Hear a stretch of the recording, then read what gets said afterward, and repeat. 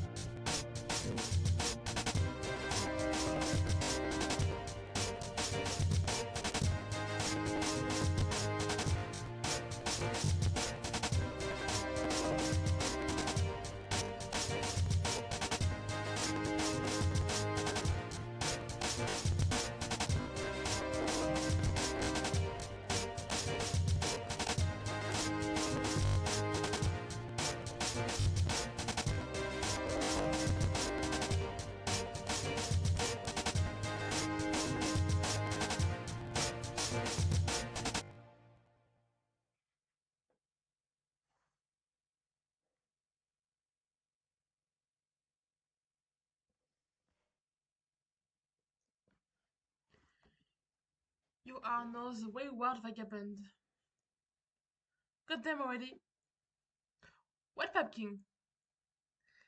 It appears to be a George for a large power cell, perhaps followed by some type of nuclear reaction. If this is the case, it is relatively low on food, but who knows how long it has been running here? You do not care about this sort of nonsense, and you will discard it at once. You are very hungry. Captcha log? You have no idea what that means. It is total nonsense, and you do not know what to make of it. You will not give the foolish notion a second thought. You just pick it up. You are now holding the can of gravy. Your teeth are useless for the task. They are blunt leaf, like that of livestock, presumably suitable for mashing up plant matter and not for puncturing metal. Your weak, pathetic digits are not strong enough to perpetuate the can. Your fingers are certainly pointy enough, and your black carapace is certainly rigid, but you just don't have enough muscle for the task. Okay, you take that too. The can clearly reads mustard, a fact of which we are perfectly well aware. It is some sort of cumbersome holding all these cans at once. You doubt you can hold many more than this, maybe one or two. You need to find something or to put stuff in it. You want to carry a lot of things around. You drop all the cans and take a look at your wrist. It is a sort of specialized barcode pattern. This brings back pleasant memories, and you would prefer not to dwell about it. What plant?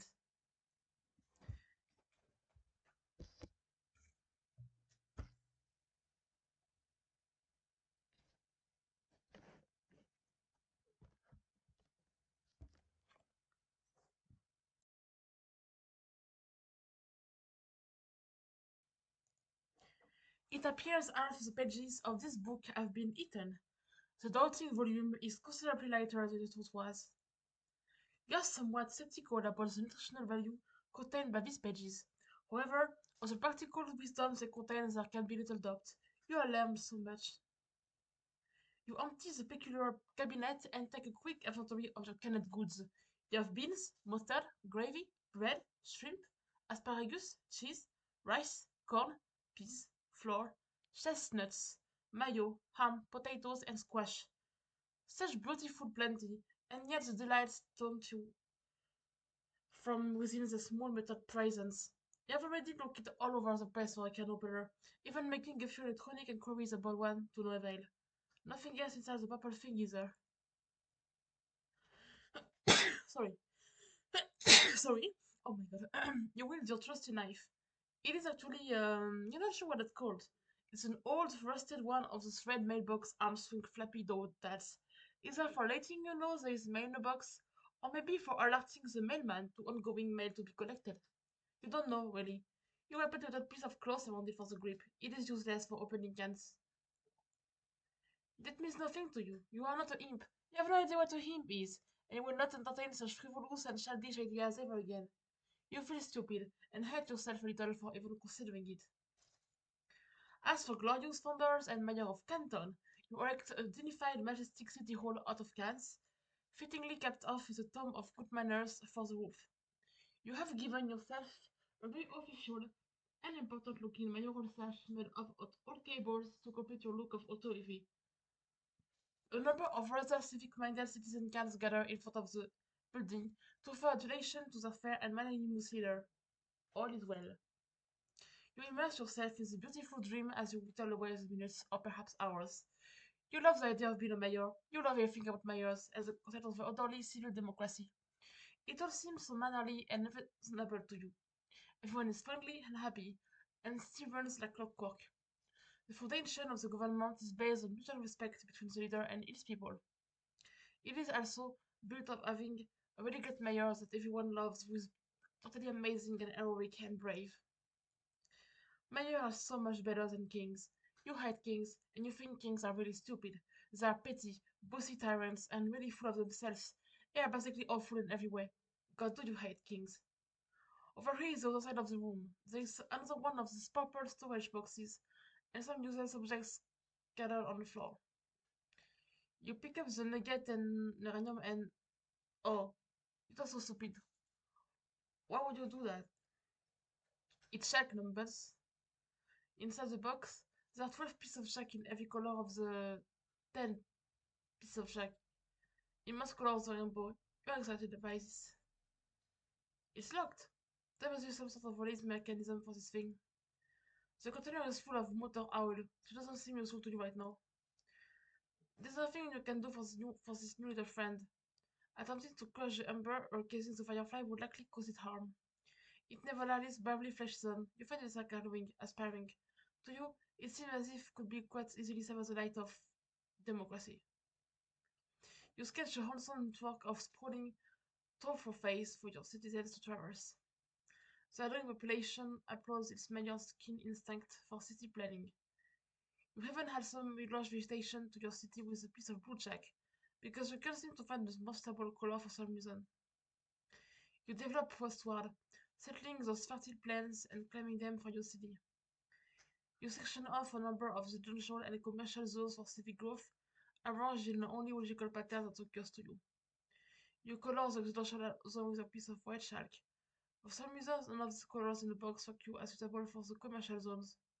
Perhaps there is an alternative. You cannot urinate because you have not had anything to drink in quite some time. You're quite thirsty. And so that is a really terrible idea, and you wouldn't consider befalling one whole city in that way for even a moment.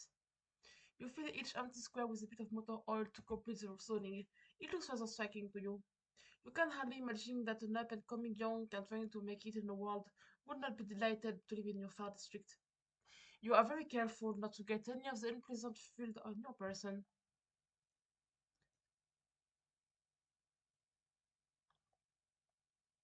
It seems you have run out of territory for your western expansion, but there is still a lot of empty wall space. Perhaps your citizens will be happier with a colorful backdrop that will make them feel more at home. Using most of your imagination and an entire piece of sky blue chalk, you render a bright and cheerful sky full of clouds. You have decided that very closely orbiting the city is a luminous planet, about which orbits a single moon. You switch to another shade of blue and continue wandering on the western wall. Orbiting much further from the city are four planets. None of these have satellites, you have decided. Yes, that makes sense, you think. And on the southern wall, beyond an impenetrable veil of darkness, occupying the furthest orbit yet, there is a luminous planet. The moon circles this one too. Oh yeah, he's that guy. You had almost forgotten about him and his confusing shenanigans. It seems like he has things well in hand in the moment. He does not appear to need your help, and you have already concluded that he cannot help you, at least for the time being. You have no idea how to turn this on. There is no mouse for this weird quad-1 monitored computer. It can only be operated through text commands from his keyboard. Perhaps there is a special key or command which will allow you to switch to another monitor?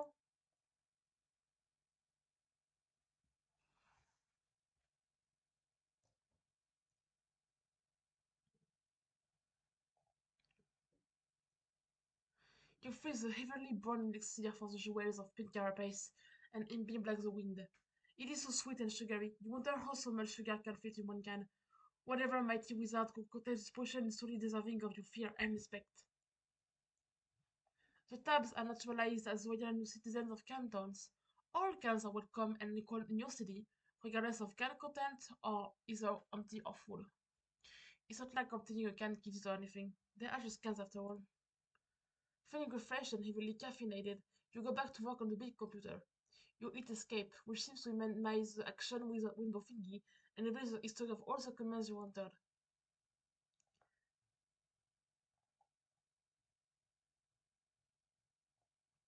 You use the arrow key to scroll up a bit.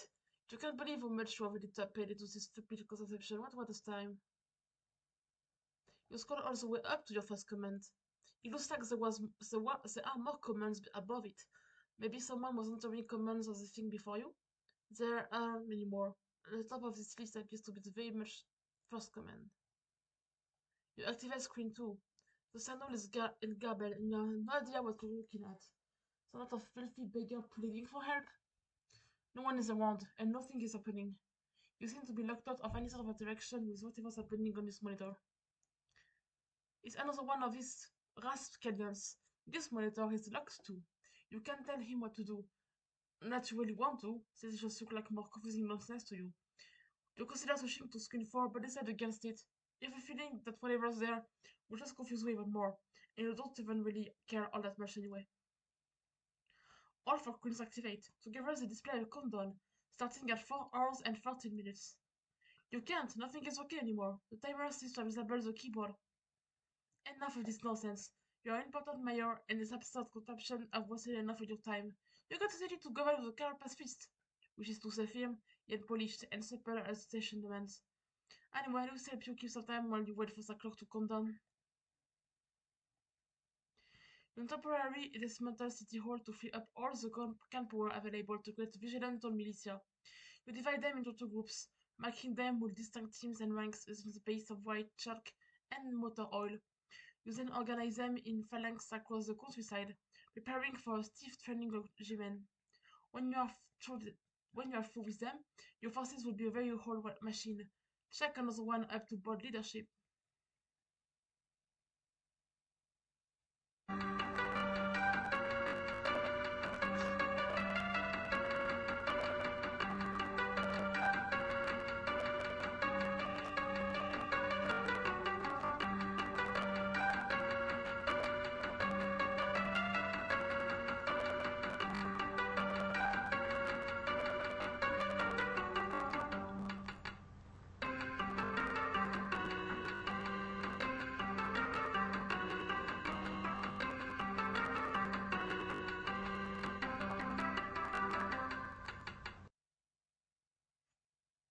It was more than 4 hours on this stone foray.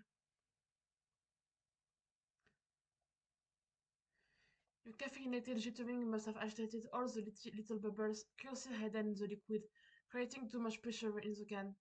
You speculate this is why it exploded as you never see eyes the timer. You are starting to wonder what will happen when you reach zero.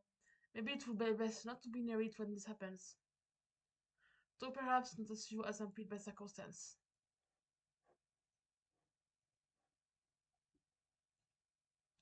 You say a bittersweet goodbye to your beloved city. It is time to move on to greener pastures, by which of course you mean an arid, sandy wasteland upon which nothing green has grown in years. The door shuts behind you. The panel on the door becomes illuminated. As you ponder over the mass on the panel, you hear another mechanical sound overhead.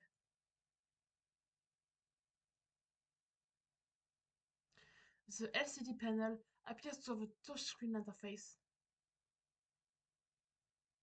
It appears the funny-looking spirograph room is locked.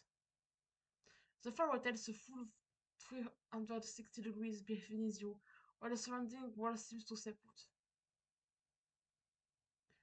The triangular style room does not appear to be locked. The floor turns 120 degrees and the door open. You go through the door to find another room. It's the same size as the other one you just wasted all the time in, while the clock was ticking down to something which may or not be your doom. Maybe there is something in here that will help you escape. Against the wall, there is another pipe